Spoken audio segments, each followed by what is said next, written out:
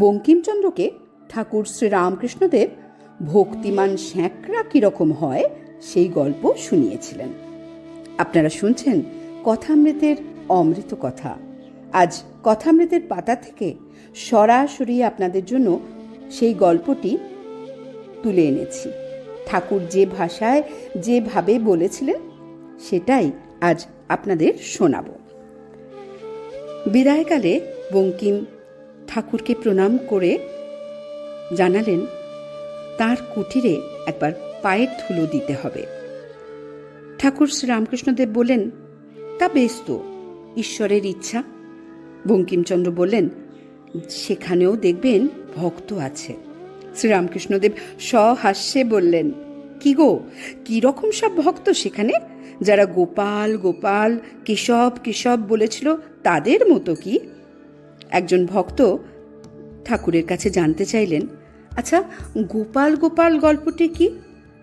ঠাকুর শ্রীরামকৃষ্ণদেব বললেন, আচ্ছা, তবে গল্পটি বলি, শোনো।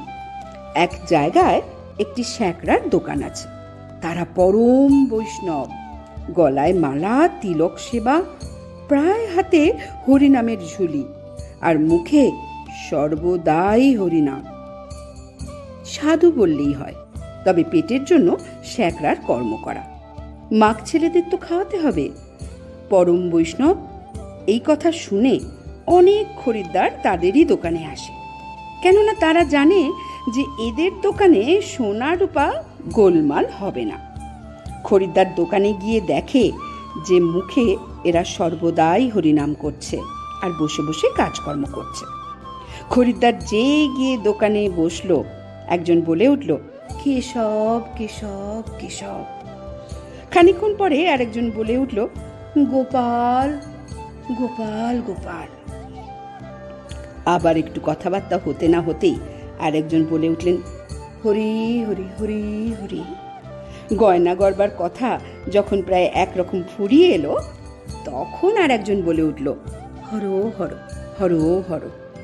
কাজে কাজে এত ভক্তি প্রেম দেখে খরিদ্দার তো শ্যাকরাদের কাছে টাকা কড়ি দিয়ে নিশ্চিন্ত হলো, জানে যে এরা তাকে কখনোই ঠকাবে না।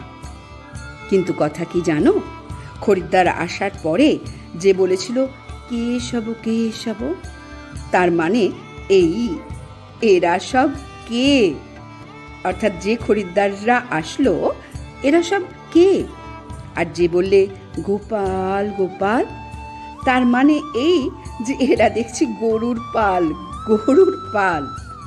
আর যে বললে হরি হরি, তার মানে এই যে কালে দেখছি গরুর পাল, সে স্থলে তবে হরি অর্থাৎ হরণ করি।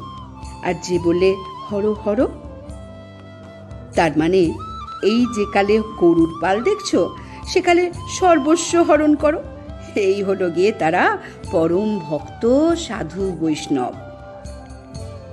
গল্পটি শোনার পর বঙ্কিমচন্দ্র বিদায় গ্রহণ করলেন, কিন্তু একাগ্র হয়ে কি যেন ভাবছিলেন। ঘরের দরজার কাছে এসে দেখেন চাদরটি ফেলে এসেছেন। গায়ে তার শুধু জামা। একটি বাবু চাদরখানি কুড়িয়ে নিয়ে ছুটে এসে চাদর তার হাতে দিলেন। আচ্ছা, বঙ্কিম কি ভাবছিলেন? সত্যিই তো আমরা এমনতর ভাবনার খোরাক পেলাম আজকে। আপনারাও ভাবুন। সবাইকে শুভেচ্ছা ও প্রীতি জানিয়ে আজকের মতো আমি বিদায় নিচ্ছি। আবার আসবো কথামৃতের পাতা থেকে সুন্দর গল্প আপনাদের শোনাতে।